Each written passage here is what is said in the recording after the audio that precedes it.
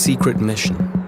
Its freight is unique and extraordinary. We've just been told to come stand at the back of the vehicle, and in this type of area you do not want to get caught up with the cartel. A wild hippopotamus on its clandestine way through Colombian cartel lands.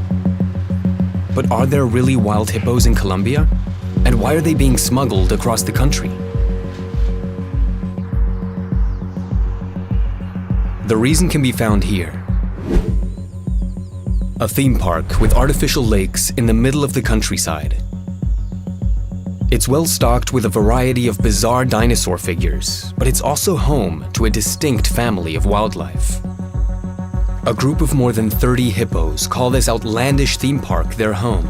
With a broad system of waterholes and constant rainfall throughout the year, they flourish in this hippo heaven.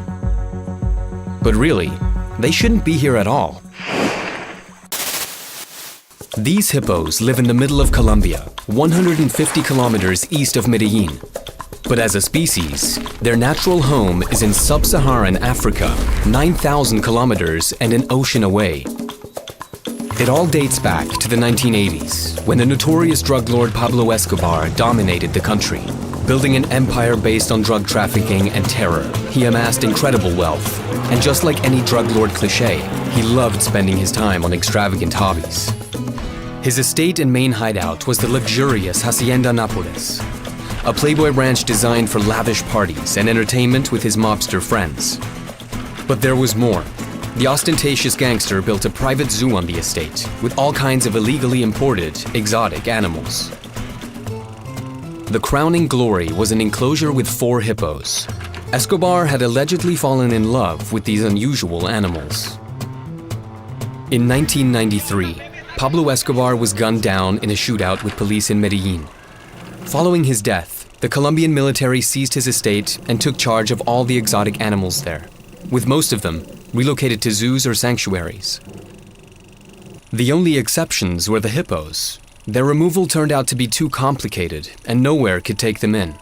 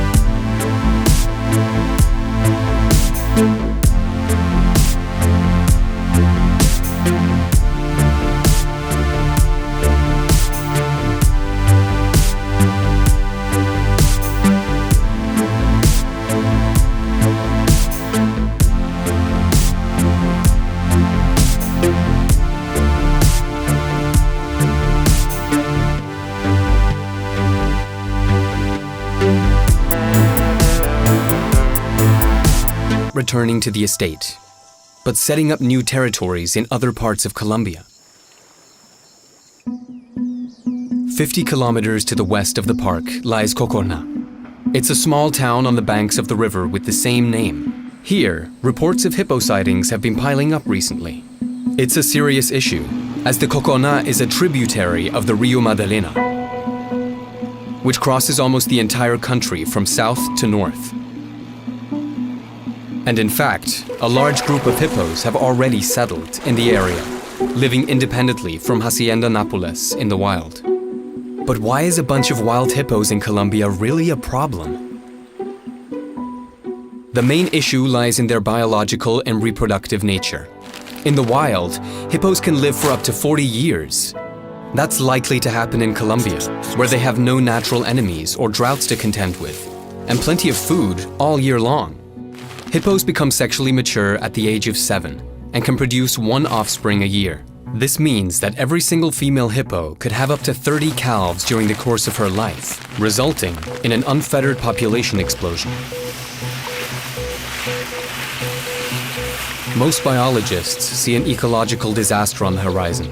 Hippos are so-called ecosystem engineers. They change their environment through their nutrition and the production of vast amounts of feces. This has a major impact on the composition and oxygen content of the water they live in, dramatically changing the vegetation. Other endemic species like tapirs, giant otters, and manatees are at risk of being displaced. But it's not only local wildlife that's affected. Reports of hippos entering towns and residential areas have increased in recent years. Hippos are quite aggressive animals and can be very dangerous to humans. On their native continent, they kill up to 3,000 people a year. In 2009, a male hippo displaying overly aggressive behavior broke out in Hacienda Nápoles and started attacking farmers. The local population couldn't handle the situation and had to call in the military. The soldiers killed the hippo and released this trophy picture. The photo sparked a storm of outrage and indignation. The resulting series of protests by Colombian animal rights activists put enough pressure on the government to make it legally protect the animals.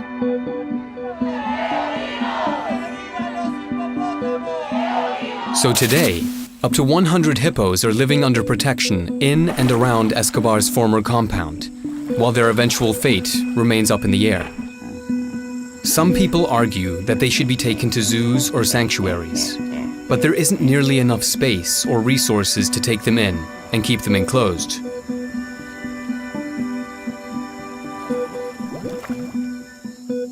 Others are for leaving them in the wild, where they'd fill a niche as a keystone species for the ecosystem. Although this approach is strongly disputed, those in favor argue that nutrient pulses stemming from the hippos could increase species diversity in Colombia's rivers. They maintain that hippos could replace the giant herbivore species that became extinct around 20,000 years ago. However, the vast majority of biologists disagree with this approach, saying that the concept has already been debunked in a study. That leaves one final option for dealing with Pablo Escobar's messy legacy: sterilization.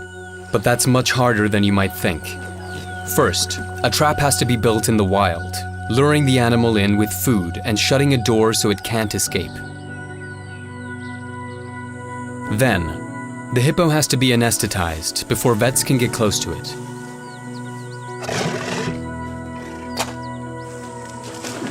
The sedated hippo has to be taken out of the water and prepared for surgery. Not an easy task in the muddy terrain. A team of vets then carries out the operation on the spot.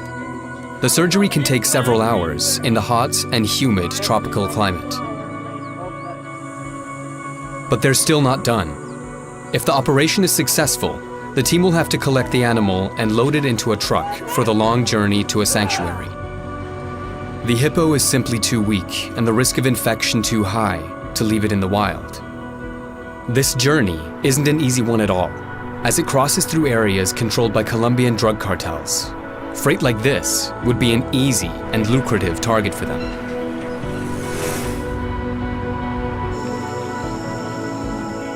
Once at the sanctuary, the hippo is housed in a fenced pool where it will be monitored for several weeks before being released back into the wild.